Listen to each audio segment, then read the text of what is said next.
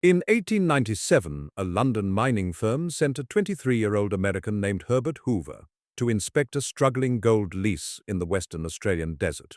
He recommended the purchase. He was made superintendent. In his first week running the Sons of Gwalia mine, he lengthened the shifts, ended double pay for Sunday work, and brought in Italian laborers to cut costs, a decision that would define the town's population for the next 65 years. He ordered a manager's house built on the hill above the workings. He was transferred to China before it was finished, and he never lived in it. 31 years later, Herbert Hoover became the 31st President of the United States, in time to preside over the onset of the Great Depression. The house on the hill outlived him in Gwalia, so eventually did nothing else because the town he shaped was built to serve a mine, and mines close. You are looking at a place that gold made and gold could unmake, though it would take 65 years to prove it. In 1896, the eastern goldfields of Western Australia were still being read for the first time, prospector by prospector, reef by reef, in a desert that offered nothing else to justify a human presence.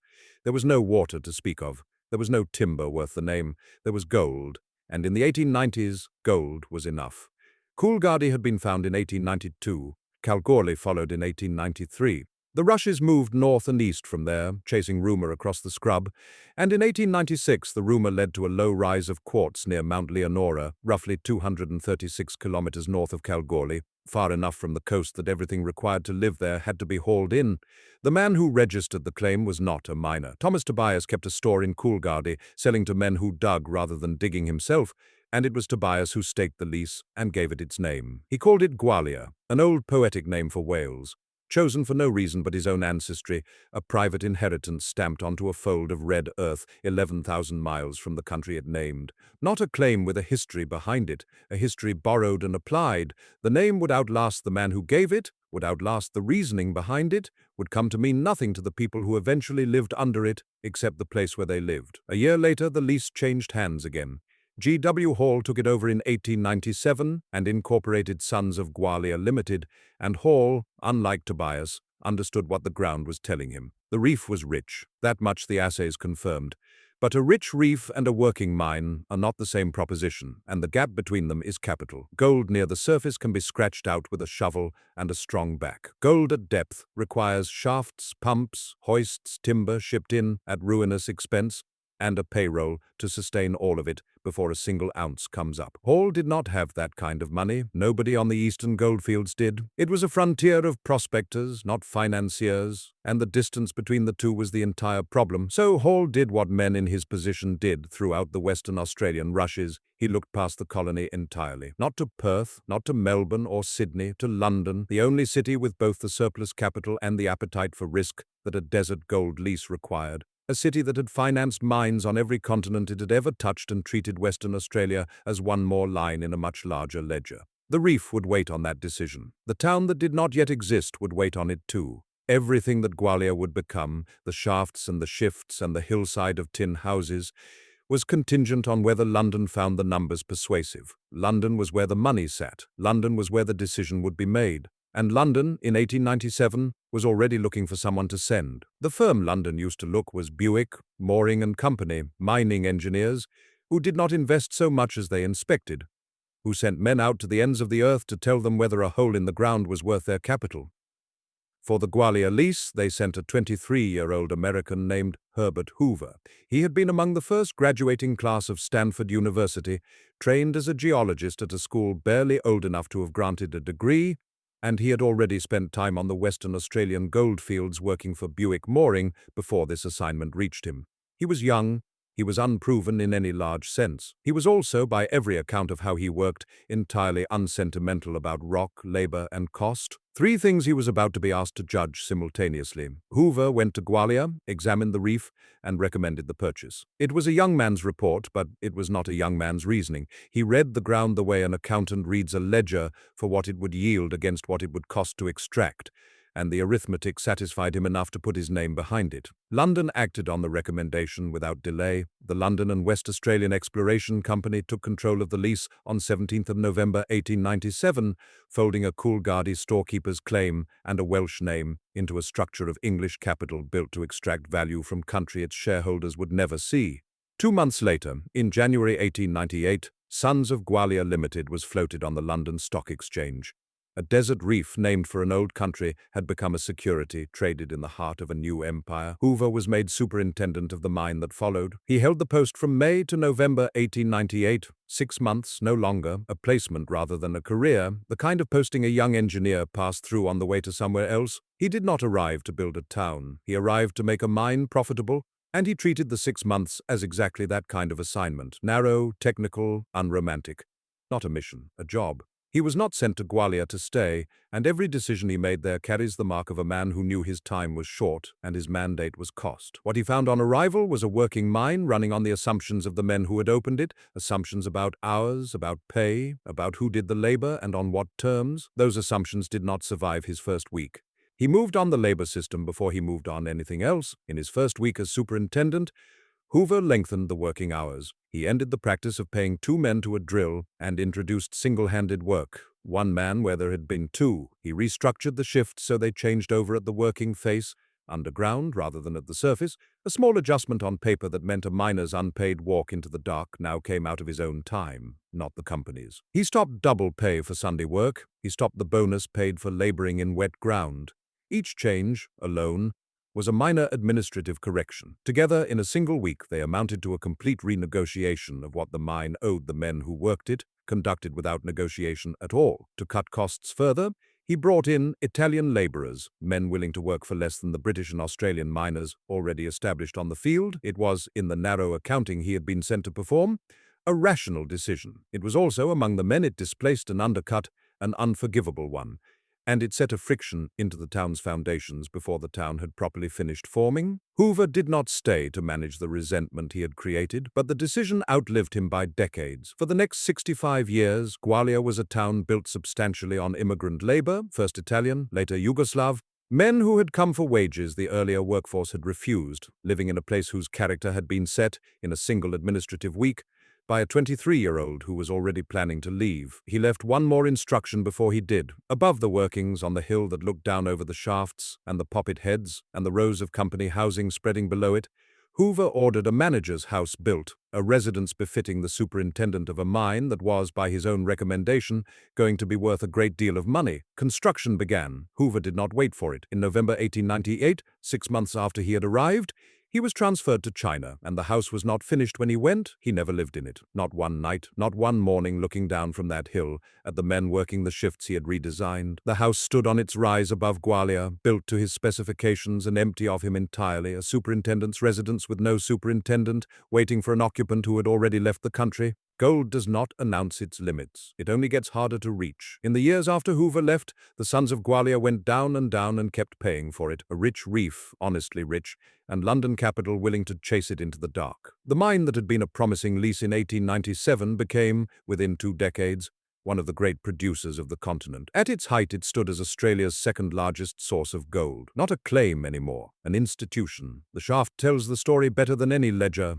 It ran on an incline, following the reef down at its own angle rather than dropping straight, and every year the company sank it deeper because the ore did not stop. By 1919, that incline shaft reached nearly 4,000 feet, more than a kilometre of tunnel, angling into the Goldfields Rock, the deepest working mine in Western Australia. Depth was the boast. Depth was also, though no one wrote it down that way, the bill that would eventually come due. Above it stood the head frame, the structure every town photograph anchors itself to, hauling cage and skip and men up and down that incline on a schedule the whole settlement kept time by. Around it, Gwalia filled in. By 1910, the town held some 1,100 people, which is not a large number and was, in that country, an enormous one, a population summoned out of empty scrub by a hole in the ground and nothing else. The houses that went up were not built to last because no one in charge intended them to. Corrugated iron for the walls and roofs, hessian hung for partitions and shade, miners' cottages scattered below the head frame, single men's camps filling in behind them, where the workforce that could not afford or did not want a family house simply bedded down between shifts. Petroni's guest house took in lodgers. Madz's store sold to them. The names survived because the people did. Italian surnames, then Yugoslav ones, the same labor force Hoover had brought in over local objection in 1898, now permanent, now raising children in iron houses on a hillside 12,000 miles from where their families had come from. They gave the town something the surrounding goldfield settlements did not have, A different language on the main street, different food in the guest houses, a social world built by people who had crossed an ocean for a wage and stayed for a life. The friction of the first year had not vanished, but it had cooled into something more durable. Coexistence, then habit, then identity. Gwalia was becoming, without anyone deciding it should, an Italian and Yugoslav town wearing an old Welsh name. None of it would have existed without the shaft. The houses, the store, the guest house, the language on the street, all of it downstream of ore, and ore only comes from depth, and depth is not free. Every foot the incline went down cost more than the foot above it. The easy gold, the gold near the surface that had drawn Tobias and Hall and the first prospectors, was long since gone by 1919. What remained lay under a kilometre of rock, and reaching it meant hauling men and machinery further each year just to stand still. The company kept sinking the shaft because the reef kept paying for it. That equation held for decades. It would not hold forever, but in these years, 1900 through the 1920s into the 1930s and beyond, nobody in Gwalia was counting the years it had left. They were counting the ore coming up the incline and building a town to house the people who brought it. Walk the main street of Gwalia at its height and the mistake is easy to make. To see a town, ordinary in its way, that happened to have a mine on its edge, the truth runs the other direction. Gwalia was not a town with a mine, it was a mine with a town. A mine that had grown a town around itself the way a wound grows scar tissue, out of necessity and nowhere else. Nothing in it existed for its own sake. Every structure served the shafts, or served the men who served the shafts, and the desert around it offered no other reason for a single building to stand there. The head frame was not the tallest thing in Gwalia. It was the only thing in the sense that mattered. The fixed point every other structure oriented itself toward, the way a compass orients toward north, whether or not it wants to. The whistle that marked the change of shift was the town's actual clock, more reliable than any watch. And Gwalia's people set their days by it without needing to be told to. Waking, eating, sleeping, all of it arranged around a sound that came from the mine and answered to nothing but the mine's schedule. Below the head frame, the iron cottages stepped down the slope in loose rows, Hessian partitioned, unglamorous, built for men who worked underground and needed only somewhere to stop working. Higher up the hill stood the manager's house Hoover had ordered built and never occupied, empty of him still, watching the cottages below the way it had watched them since 1898.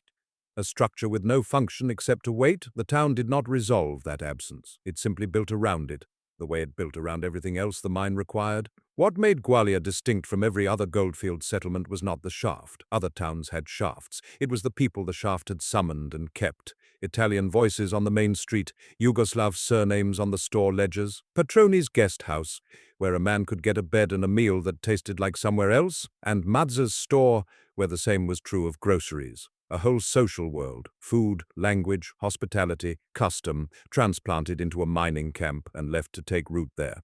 Not because anyone planned it, but because Hoover had needed cheaper labor in 1898 and the men he found never entirely left. By the 1950s, the pattern had set hard enough to look eternal. Shift change, whistle, the cage rising and falling on the incline, the cottages filling and emptying on the mine's rhythm rather than the sun's. Children who had never known another town grew up measuring the day by a sound that came from underground. It was, by then, not a company town in the grudging sense of the term, but something closer to a company organism. Every part of it, human and structural alike, existing because the shaft needed it to, and the shaft needed more every year to give the same amount back. The gold lay deeper than it had lain the year before, and deeper again the year after that, and reaching it cost more in timber and haulage and time. With each new level the incline opened. The easy ore, the ore that had drawn the first lease in 1896, belonged to a different era of the same mine. What was left now sat far beneath the town that had grown to serve it. Recoverable still, valuable still, but never again as cheap as it had once been. No one in Gwalia was speaking of an end. The whistle still sounded on schedule, but the arithmetic underground had already begun quietly to change. By 1963, the arithmetic that had governed Gwalia for 6 decades had finally inverted. The gold was still there, deep in the reef, 4,000 feet down the incline shaft, but the cost of reaching it had outrun its worth. Every foot deeper cost more to hoist, more to timber, more to ventilate, more to pump. The mine that had once been Australia's second-largest gold producer was, by the arithmetic of 1963, no longer a mine that could pay its way out of the ground. The whistle sounded that evening as it had sounded every evening for 65 years. It called no shift after. In December 1963, after the evening whistle, the owners announced the mine would close. The closure was set for the 31st, the end of the year, a tidy date on a company calendar. The ground did not wait for it. On the 27th of December, 4 days early, the timber head frame was damaged, and the decision that had been scheduled became a decision already made. What followed was not planning, it was flight. Families packed what they could carry and left the rest behind. Furniture, tools, the small accumulations of a life built on the assumption that the mine would still be there tomorrow. Tables stood set for dinners never eaten, eggs sat in the nests of the chookyards, warm, unclaimed, laid by hens no one would return to feed. A town does not usually empty this way. Gwalia did. They went south, 236 kilometers south, to Kalgoorlie, where other mines were still working and new jobs would go to whoever arrived first. 2 special trains were sent up from Kalgoorlie to carry the residents out, and the residents filled them. Not evacuated, not relocated, simply gone in the direction of the next paycheck, because that had always been the direction the goldfields pointed. The numbers tell it plainer than any description could. Around 1,200 people had lived in Gwalia before the whistle. In under 3 weeks, the population fell to 40. A town built over 6 decades, its cottages, its guest house, its store, its camps for single men, emptied in a matter of days. Not a slow decline, not a gradual thinning, an evacuation executed in the space of 1 Christmas week, leaving behind a town with all its rooms and none of its people. The whistle had been the town's clock for 65 years. It had marked the shifts, ordered the days, told miners when to rise, and when the day's labor ended, it stops now. There is no more shift to call. On the hill above the emptying cottages, the manager's house that Hoover had ordered, built in 1898, stood as it always had, unlived in, unchanged, indifferent to the difference between a town with 1,200 people and a town with 40. It had never had a function beyond waiting. Now the thing it was waiting for was over. Gwalia did not decay. Decay takes years, requires seasons of neglect, implies a town slowly giving itself back to the ground. Gwalia was abandoned in an instant and then left alone, and the difference between those two processes is the difference between a ruin and a photograph. The iron and Hessian cottages still stand. Petroni's guest house still stands. Madz's store still stands. The camps built for single men still stand, empty in rows. It is one of Australia's best preserved ghost towns, preserved not by care but by the speed of its own ending, a town frozen on the day the mine stopped and never thawed. Consider now the young man who cut the first week's wages in 1898, who brought in the Italian labor, who ordered a house built on the hill and left before it was finished. Herbert Hoover went on, China, then a career in engineering and finance that spanned continents, then public life in the United States. In 1929, he became the 31st President of the United States. He presided over the onset of the Great Depression, a collapse in the value of things, in the confidence of markets, on a scale the goldfields of Western Australia could never have pictured. This is stated once, and it is stated flatly. The man who once managed a mine's arithmetic went on to preside over the failure of a nation's. The mine itself did not stay dead. Decades on, the Sons of Gwalia was dug open again, worked again, deep and open cut both, machinery moving where miners once rode the inclined shaft on foot. The pit operates now beside the town that operating it once built and then discarded. 2 things sit side by side at Gwalia today: a silent town of empty rooms and a mine still turning a profit from the same reef Thomas Tobias found in 1896. The hill is still there above the cottages. The headframe still stands over the shaft, silent now in the way that machinery is silent when there is no shift to call it into motion. The empty cottages sit below in their rows, doors that have not been locked in 60 years, because there was never anyone left to lock them against. Grass grows at the edges of the yards where hens once kept the chookyards close cropped. The town is a photograph a town once stepped into and never stepped back out of. And on the hill, above all of it, the manager's house still stands. Hoover ordered it built in 1898 and was transferred to China before a single wall was finished. He never spent a night inside it. It has outlasted the mine that paid for it, outlasted the boom that named it, outlasted the town it was built to look down upon. It is a museum now and a guest house, open to whoever wants to stand where a man once stood who never stood there himself. It looks down over the old head frame the way it always has. The whistle is silent. The pit still works. The house is still empty, and it is still waiting, and it is still there.